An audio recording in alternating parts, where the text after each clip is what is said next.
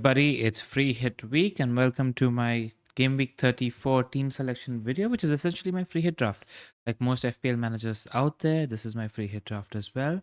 And this one is late into Friday evening after the press conferences, and you have Pras's team selection video coming in a couple of hours. So what I'll do is I'll try to keep this very, very short, very, very succinct. And for those of you that haven't read the thread that I posted on X today, I'm going to cover that because I think it's some nice bits and pieces of very relevant data from Fantasy Football Scout that they've done in their articles this week that I thought was very, very useful. And it might help you with some decisions. And I think it's a lot of them are just gems. So I would really, really recommend waiting to watch the data that I'm talking about because I think it could be useful. Very, very quickly, just look at last week. I took a -12, if you didn't already know.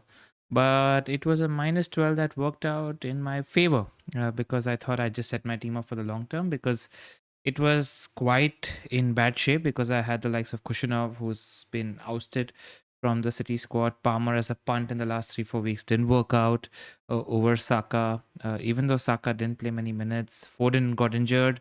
So I thought I'd make some long-term moves to set my team up for the long term. And I did Palmer, Foden, Murphy, Dogu, Kushinov to Saka, who blanked. I don't know how he blanked against Ipswich especially. Should have had a couple of returns. De Bruyne, Rogers. I got in Ruben Dias. And I got in Kivior. This was a -12. But my earlier 5 players had 4 points. The new players have 36 points. If you count the -12, I netted +20 on the bench boost. So no comms there. I wish I had as a guy who was in form, but we'll take what we get, and we're at 400k. Hopefully get into 200k by the end of the season is what we're looking for. But as always, we're going to have some fun.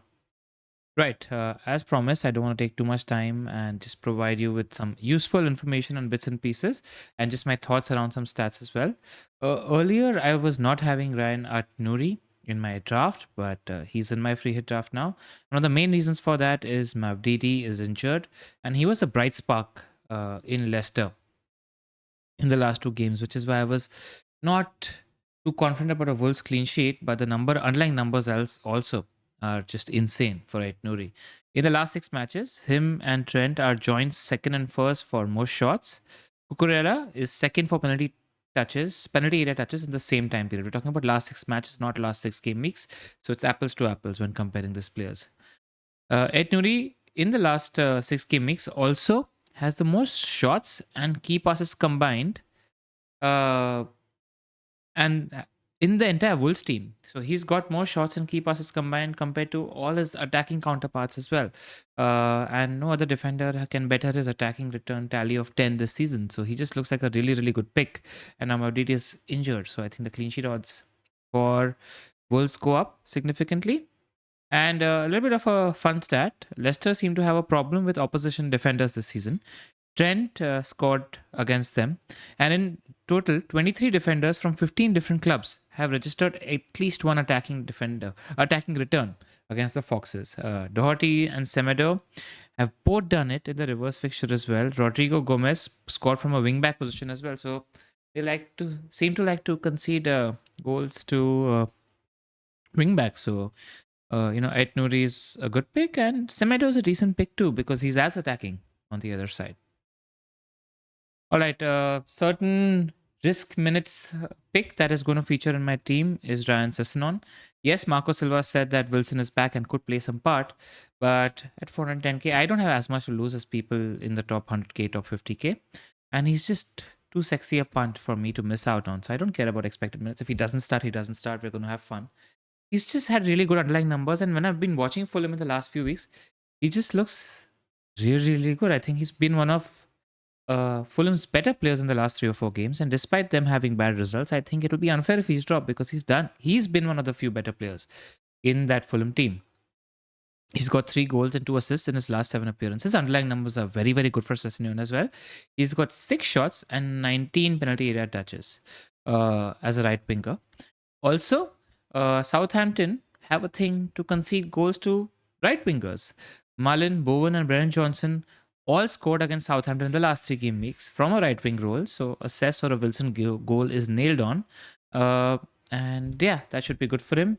Kieran Tripper looks like a really, really good pick because Ipswich like to concede from their left hand side, which means that the likes of Trippier and Murphy should have some joy. Caveat though, on that left hand side, normally Leaf Davis plays, right? So he's pushing forward a lot, which is why it opens up gaps on Ipswich's side. I don't know if that same undercurrent is going to exist when Greaves plays a left back slash left wing back role. So it's probably not the same. That said, the quality of defense goes down because Leaf is not playing. Kukureya's underlying numbers in the second half of the season have been outstanding. And all his hauls that Cucurella gets tends to be in the home games. In his last 6 home games, he scored 3 times. So maybe he's just more advanced in the home games and he's racked up 25 penalty box touches. So, I was a little tempted by the prospect of a James free kick banger. But Cucurella is somebody I wanted to own for a long time, so he's in my team. Just a little bit where if I currently don't have a Newcastle defender. I have got Pope, but I don't have a Newcastle defender. If my mind changes and if I can find a way tomorrow, then I'll look to get one of Livra or Trips. Trips is the right pick, but I really feel good about Livra in a high possession game against Ipswich Town because he's just really attacking. And these underlying numbers sort of speak to that. Trippier's taking the large chunk of set pieces at Newcastle. He's created 10 chances over the last 6 game weeks. Only Ait Nouri and Pedro Porro have created more. However, it's worth mentioning that none of these attempted assists was classified as a big chance. He's relying primarily on set pieces for his creativity. On the opposite side, Livramento has attempted 9 assists and has crafted 2 big chances. He's literally getting more forward in open play. And I think this is a game in which Newcastle should hold possession. I like the fact that Newcastle are at home. That said, McKenna mentioned that it's a late fitness test for Delap and he's got a few players on his last legs, etc. But if Delap and Enciso start, I do feel like this is sort of like a 4-1 sort of fixture where Ipswich could sneak in a goal. So if you maybe want to triple up on attack or double up on attack, I wouldn't double up on the defense. That's all is what I want to say. Also, Ipswich have conceded 4 goals from corners in the last 5 games and Trippier's on set pieces. So this is good for their prospects. Yeah, Trippier seems like he's the right pick on paper, likes bonuses as well, but Livra just looks so much more attacking in open play. And that's it. We have other attacking picks. But my gut, if I'm not lying right now, is I want to see if I can get Livra into my team. Let's talk about midfielders. Luis Diaz's numbers have been really, really good. He's attempted the most assists and created more big chances than anybody else in the last 6 game weeks. He registered 13 shots in the period. Only Salah has had 1 more. And he's braced. I like that this player's done well in the reverse fixture. It was a mad 6-3 fixture that Liverpool scored 3, Liverpool scored 6, Spurs scored 3, and Diaz braced. All the stats we spoke about with regards to Trippier apply to Jacob Murphy as well. And Jacob Murphy had a goal and assist in the reverse fixture and created 3 big chances. Worth mentioning that Eddie Howe mentioned how Tyndall did well in a tight period where they had 6 in 6 days they had 3 games, which is why we've been seeing like these limited minutes with 65 etc for Murphy. I wonder now that there's a slightly bigger gap for Newcastle United if Murphy gets more minutes. I'm not chancing on Barnes or Gordon at the moment. I just think that Murphy's done well.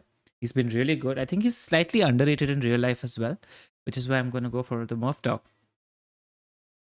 No player, that said, if you want to go Barnes, he has a ceiling, right? No player has had more shots in the box than Harvey Barnes in the last 6 game weeks, and only Salah and Rashford have racked up more big chances. Just a couple of stats for strikers. Cunha averages 6 points per start. Only 3 forwards can do better. Worth noting that Bellegarde is fit, Sa's fit. That said, Bellegarde started training yesterday. I don't see a world in which Cunha doesn't start, and Leicester is just too juicy a fixture for me to not go there. Plus, being a United fan, there might be other reasons to own Cunha in this fixture as well. And no side has conceded as many penalties as Southampton in the last 6 game weeks, and they've conceded 5 penalties. So, if you're somebody who's punting on Jimenez, not too bad. That's it. I want to take you guys through some numbers with regards to Jimenez and Wolves and Cunha.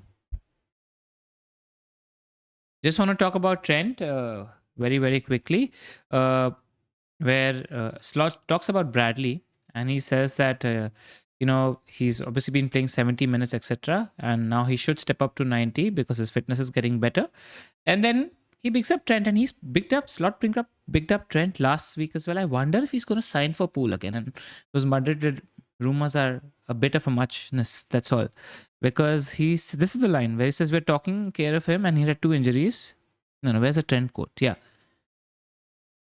Where he says that, he might take the next step and play every week. But as long as Trent is here, it's going to be a difficult step for him to make as well. They're both very good fullbacks, but Trent is number 1. Trent is numero uno. He's full world class, is what Slot says. So I'm expecting Trent to start if he's fit. It's a little bit of a punt, and then yes, Trent has a very high ceiling as a defender, no problem. But I think Spurs might be good for a goal. Just wanted to state and cite some data from the last 6 matches. Liverpool and Newcastle are up there for attacking data, which is why I want to see if I want to at the minimum double up on Liverpool and Newcastle attack. I want to see if I can shoehorn a third Liverpool attacking pick. The problem is a third Liverpool attacking pick. And yes, everybody here wants to be right. And I feel like correctly, everybody in the FPL world is a slave to minutes, has become extremely risk averse, and is just playing FPL in a very correct way. I just want to say a little bit of thing here where, when we try to predict outcomes, football is a low occurrence sport where we have 3, maybe 4 goals in a game, fewer events. So when you're trying to predict outcomes, it's easier to predict these outcomes, and we might be more accurate if we do the right thing when we're predicting them over a larger subset of 6 to 8 game weeks. But if you start looking at things only for 1 game week, things happen quite randomly, and it's difficult to get things right. So, manage your expectations. I mean, look at what happened in the Ipswich game. There's no way in which Bukayo Saka should have come out of that game with just 1 point. He should have had a couple of returns at least. Trossard Holt. These things happen, right? Football's random. So, the third Liverpool attacker is difficult, right? It's one of Jota or Gakpo that's going to start, and it's difficult to pick out who that attacker is because of expected minutes. But I just have a little bit of a spidey sense where Jota, who's not looked himself in the last few games and has not been in the best form, just think that there's a couple of goals in that game for him. Just no other reason but that he's a proven goal scorer, spidey sense, and he'll get chances in a home game against Spurs. So that's where we are. That's why I want to double up on Liverpool and Newcastle attack for sure. Other numbers that stand out is Wolves' attacking numbers are much better than Fulham's attacking numbers. Fulham had just had 4.93 XG in the last 6 games. Wolves have had 7.66, so considerably more, which is why I'm more keen on, if I'm not going Jota, I'm more keen on Strand Larsen in addition to Jimenez. Strand Larsen in addition to Cunha, then going for Jimenez. But Jimenez does have pens, so that's where we are. But their attacking data, even though they've had difficult opposition, has not been the best. And Southampton and Leicester's attacking data is at the bottom. So, if you're betting on Fulham and Wolves for clean sheets, at least the opposition has not been in good attacking form. Ipswich is slightly better than both. Let's talk about defensive data. Liverpool's up there. This is what I was citing about, where there was a lot of people going big on Wolves defense, but they are in the bottom 6 in the last 6 for XGC. That's why I was a little worried about Wolves' defensive data, because they haven't looked that convincing in defense. But Mabditi is out and Leicester are rubbish, so that's where we are. Fulham's defensive data hasn't been the best either. Newcastle's up there, Chelsea's up there. These are picks that we're going to go for. So, all things considered, this is my current free hit draft. I'm not sure of a few positions. I think I'm fairly set on Cucurella and Palmer. Cucurella because he lives in the box, got 3 goals in his last 6 home games. Palmer because a certain Mr. Keane is going to be defending for Everton. Or it might be that O'Brien moves to centre back and Patterson moves to the right back role. That said, I just want to chance upon Palmer. I think he's a world-class player, and you can't keep players like this down for too long. He scored 4 goals in the reverse fixture last year. Not the reverse fixture. He scored 4 goals in the same fixture last year.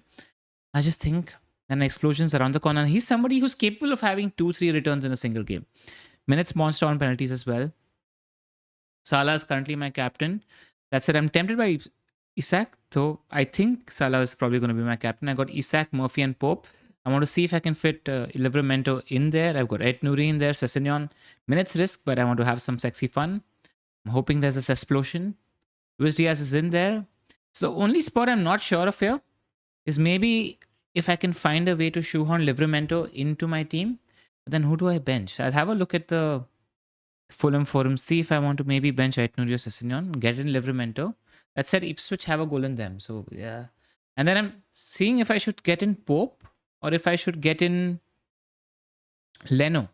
Because Leno is capable of getting more saves. And Southampton, I don't think are as good in attack as Ipswich. Just because Ipswich have the likes of Delap and Enciso who could get a goal from nowhere. And maybe a Fulham double defense is a differential for me. And this attacking spot, whether it's Strand Larson, whether it's Jimenez, whether it's Jota, if I fancy a very high upside but very risky punt whose minutes are not reliable at all. So that's the position that I am not set on. That's all. I hope you enjoyed this video, and good luck this week with your free hit. And you get to listen to your inner voice without any consequences in the long term once a season. Listen to that inner voice. Random things happen in football. Back your own gut. You'll enjoy playing the game more that way. Good luck and see you. Take care.